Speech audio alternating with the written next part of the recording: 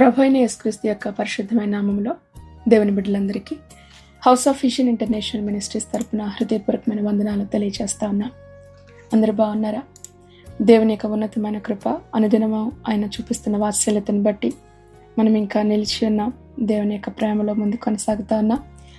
మార్చి నెల 16వ తారీఖు 2026 సంవత్సరం. ఈనాటి వాక్య ధ్యానం 1 కొరింథీయులకు రాసిన పత్రిక 15వ అధ్యాయం 3వ వచనం.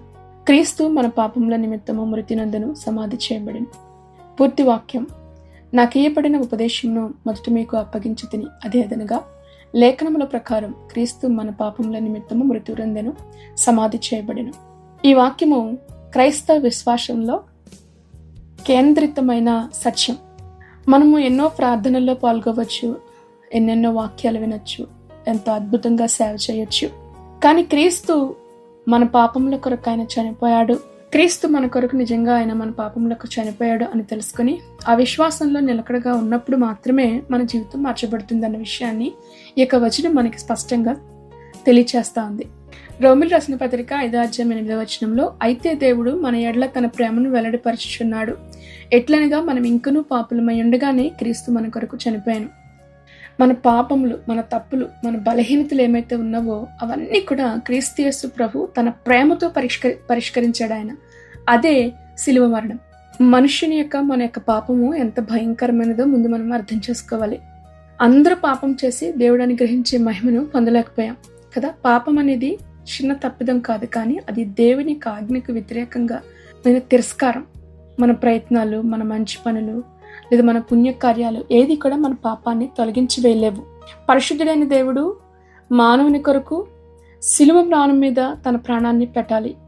ఇది న్యాయమైన తీర్పు కాదు, అన్యాయముగా క్రీస్తు యేసు ప్రభు మన కొరకు తీర్పు తీర్చబడి లేఖనములు సెలవిచ్చినట్లుగా లేఖనం చెప్పబడుతుంది. మనిషి పాపము ఇంత భయంకరమైనది గనక ఆ సమస్యను దేవుడే పరిష్కరించాలి. న్యాయాన్ని కాపాడుతా దేవుని యొక్క ప్రేమను చూపించటం, అది సిలువ మరణం. సిలువ మరణము అత్యున్నతమైన భయంకరమైనది. యేసుక్రీస్తు ప్రభు దేవుడై ఉండి ఆయన మానవ రూపంలోనికి వచ్చి మన పాపముల యొక్క భారాన్ని తన మీదకి తీసుకున్నాడు. ఆయన యెషయా గ్రంథం 53:5వ వచనంలో, మన అతిక్రమములను బట్టి అతడు గాయపరచబడ్డాడు, మన దోషాలను బట్టి ఆయన అనుగొట్టబడ్డాడు, మన సమాధానార్థమైన శిక్ష ఆయన మీద పడింది గనుక ఆయన పొందిన దెబ్బల చేత మనకు స్వస్థత కలుగుచున్నది. అవును, పాపం లేని దేవుడు పాపముగా చేయబడ్డాడు. ఎందుకు సిలువ మరణం అంటే పాపానికి శిక్ష విధించబడాలి. అది పరిశుద్ధుని యొక్క శరీరం మీద విధించబడాలి. అప్పుడే మానవునికి పాప క్షమాపణ దొరుకుతూ ఉంది. పాపం చాలా భయంకరమైనది, దాన్ని మనం తేలికగా చూడకూడదు. అయితే దేవుని యొక్క ప్రేమ అపారమైనది కనుక మన పాపముల కొరకు దేవుడే యేసుక్రీస్తు ప్రభువే మానవునిగా ఈ లోకానికి వచ్చి ఆయన సిలువ మరణము ద్వారా ఆ పాపము నుంచి మనిషిని విడిపించడానికి ఈ లోకానికి వచ్చి సిలువ మరణంలో సిలువలో ఆయన ప్రాణాన్ని పెట్టాడు. ఆయన సిలువ మరణం మాత్రమే పరిష్కారం గనుక దేవుని యొక్క పరిశుద్ధత, క్షమాపణ ఈ రెండింటిని కూడా కలిపి చూపించేదే సిలువ మరణం. ఎందుకంటే యేసుక్రీస్తు ప్రభువారు ఆ సిలువ మీద బలి కాకుండా మానవుని యొక్క పాపాలు క్షమించబడవు. మన పాపము చాలా భయంకరమైనది కాబట్టి దేవుడు యేసుక్రీస్తు ప్రభుగా ఈ భూమి మీదకి రావాల్సి వచ్చింది. మన పాపాలను భరించడానికి ఆయన సిలువపై తన ప్రాణాన్ని పెట్టాల్సి వచ్చింది. ఇది పాపం యొక్క తీవ్రతను సూచిస్తూ ఉంది. అదే సమయంలో దేవుని యొక్క ప్రేమ ఎంత అద్భుతమైనది, ఎంత గొప్పదో కూడా సిలువ మరణం మనకి జ్ఞాపకం చేస్తూ ఉంది. ఈ వచనంలో అపోస్తలుడైన పౌలు మనకి జ్ఞాపకం చేస్తున్నది లేఖనముల ప్రకారం అన్నాడు ఆయన. అంటే according to the scriptures, fulfilled ప్రొఫెసీ. ఇది మనిషి యొక్క అభిప్రాయం కాదు, ఇది మన అభిప్రాయం కాదు, ఇది ప్రవచనముల యొక్క నెరవేర్పు ప్రకారం ఇది జరగాల్సింది. దేవుని యొక్క ప్రవచనాల ప్రకారం ఇది జరిగింది. ఎందుకంటే దేవుని యొక్క మాట నిరంతరం నిలిచి ఉండేది. ఆకాశం భూమి గతించిన దేవుని యొక్క మాటల్లో ఒక్కటి కూడా కొట్టివేయబడదు. ఆదికాండం 22వ అధ్యాయంలోనే అబ్రహాము తన యొక్క కుమారుడైన ఇస్సాకుని బలి ఇచ్చినప్పుడు ఆ యొక్క గొర్రెపిల్ల విమోచనగా గొర్రెపిల్ల సూచించబడింది. ఆయనే యేసుక్రీస్తు ప్రభు.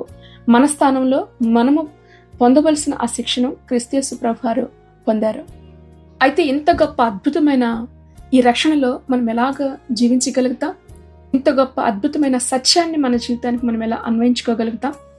మన ప్రాచీన స్వభావము ఆయనతో కూడా సిలువ వేయబడాలి. ప్రతిరోజు కూడా మన పాపాలను, మన లోపాలను మనం తెలుసుకుని క్రీస్తు యేసు ప్రభుల వారిని క్షమాపణ అడగడం ద్వారా ప్రతిరోజు ఆయన రక్తధారలను ఆశ్రయిస్తూ వాక్యం ద్వారా మనల్ని మనం కడుక్కుంటూ ముందుకు సాగడం ద్వారా మనం ఈ యొక్క సత్యంలో మనం నిలిచి ఉండగలుగుతాం. రెండవది, సువార్తను ప్రకటించడం. Proclaim the gospel. క్రీస్తు యేసు ప్రభు మన కొరకు చనిపోయాడు అన్న విషయాన్ని మనం ఈ లోకానికి ప్రకటించవలసిన వారమే ఉన్నాం.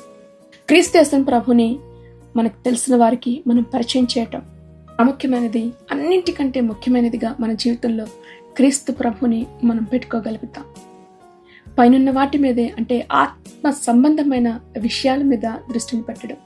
సోషల్ మీడియా, లోక సంబంధమైన సరదాలు, సంతోషాలు, లేదంటే లౌకికమైన బాధ్యతల్లో మునిగిపోకుండా క్రీస్తులో మనం నిలకడగా నిలిచి ఉండడం. మనకి ఎంత గొప్ప ప్రేమను పొందుకున్న మనం, క్రీస్తు మన పాపముల కొరకు ఆయన చనిపోయినందున వలన మనం ఈ రోజున దేవుని బిడ్డలముగా మనం రక్షించబడ్డాం. భయంకరమైన తీర్పు నుంచి, మరణం నుంచి మనం తప్పించబడ్డాం గనుక పొందుకున్న దేవుని యొక్క ప్రేమను మనం ఇతరులకి మనం చూపించగలగాలి. ఈరోజు ఈ వాక్యం వింటున్న మీకు ఈ ప్రశ్న: నా పాపముల కొరకే క్రీస్తు యేసు ప్రభు చనిపోయారు అని నిజంగా మీరు నమ్మగలుగుతున్నారా? మీ పాపం అంత భయంకరమైనదని ఒప్పుకుంటున్నారా? మీ పాపాలు నిజంగా క్షమించబడ్డాయి అనే నిశ్చయత ఈరోజు ఈ వాక్యం వింటున్న మీకు ఉన్నదా? క్రీస్తును మీ జీవితాలకు కేంద్రంగా ఉంచుకోగలుగుతున్నారా? అన్ని విషయాలలో ప్రభువారికి ఉన్నతమైన స్థానాన్ని ఇవ్వగలుగుతున్నారా? క్రీస్తు ప్రేమను పొందుకున్న మీరు ఆ ప్రేమను ఇతరులకు చూపించగలుగుతున్నారా? క్రీస్తు యేసు ప్రభుల వారు మన పాపాల కొరకు ఆయన చనిపోయాడు. మనము నీతిమంతులుగా మార్చబడ్డం కొరకు ఆయన మన పాపముల కొరకు చనిపోయాడు. మనం కూడా క్రీస్తు వలె మనం జీవించాలి. ఇతరులకు ఆయన ప్రేమను మనం చూపించగలిగి, ఆ క్షమాపణను మనం ఇతరులకు మనం చూపించగలగాలి. కనుక పొందుకున్న ఆయన ప్రేమలో, ఆయన శక్తి ద్వారా మన ఇతరులకు దేవుని ప్రేమను చూపిస్తూ మనం ముందుకు సాగుదాం. ఈ వాక్యం ద్వారా ప్రభు మిమ్మల్ని అందరినీ దీవించి ఆశీర్వదించును గాక. ఆమేన్, ఆమేన్. ప్రార్థన చేసుకుందాం. తలలు వంచుదాం, ప్రార్థనలోకి విందాం. ఆ పరిశుద్ధుడైన తండ్రి, మీ పరిశుద్ధ నామాన్ని బట్టి మీకు వందనాలు చెల్లిస్తున్నాం. మా పాపముల కొరకే నువ్వు మరణించావని ప్రభా నిన్ను స్తుతిస్తున్నాం, నమ్ముతున్నాం, నిన్ను స్తుతిస్తున్నాం దేవా, నిన్ను ఘనపరుస్తున్నాం. మా పాపం ఎంత భయంకరమైనదో మేము ఒప్పుకుంటూ ఉన్నాం దేవా. నాయనా, లేఖనముల ప్రకారం అవును, నువ్వు సిలువ మీద మా పాపముల కొరకు మరణించడానికే ఈ లోకానికి దిగివచ్చిన గొప్ప దేవుడు అని, అత్యున్నతుడైన దేవుడు నీకు స్తోత్రాలు.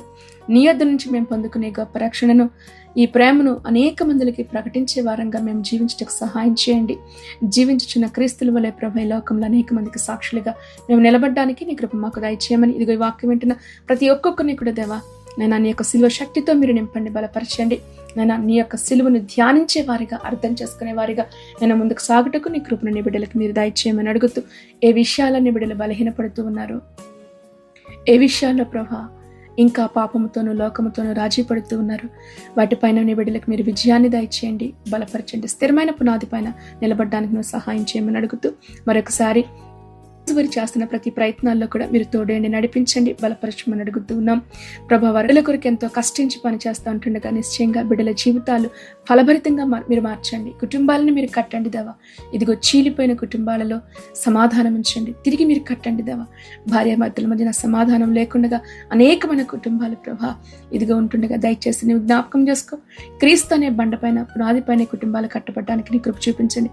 పిల్లలను ప్రభా సరి అయిన మార్గములో నీ యందు పెంచగలిగిన కృపను తల్లిదండ్రులకు మీరు దయచేయమని, వారు రాస్తున్న ఎగ్జామ్స్ని దీవించండి, ఉద్యోగ ప్రయత్నాలను దీవించండి, వివాహాల విషయంలో నీ కృప చూపించండి. వృద్ధులైన వారిని జ్ఞాపకం చేసుకునండి ప్రభు. ఈ సమయంలో మీరు ఆదరించి ఓదార్చమని అడుగుతూ, అనారోగ్యంతో ఉన్న వారిని మీరు బలపరిచి శక్తీకరించమని, ఈ దినమంతా కూడా నీ బిడ్డలకు కావాల్సిన కాపుదల భద్రత నీ బిడ్డలకి ఇమ్మని, ప్రతి శోధ నుంచి నీ బిడ్డలను తప్పించమని ప్రభు యేసుక్రీస్తు నామములో ప్రార్థించి దీవించి ఆశీర్వదిస్తున్నాం మా పరమ తండ్రి. ఆమేన్, ఆమేన్. యేసుక్రీస్తు కృప మీ అందరికీ తోడయ్యండి, నడిపించును గాక. ఆమేన్, ఆమేన్.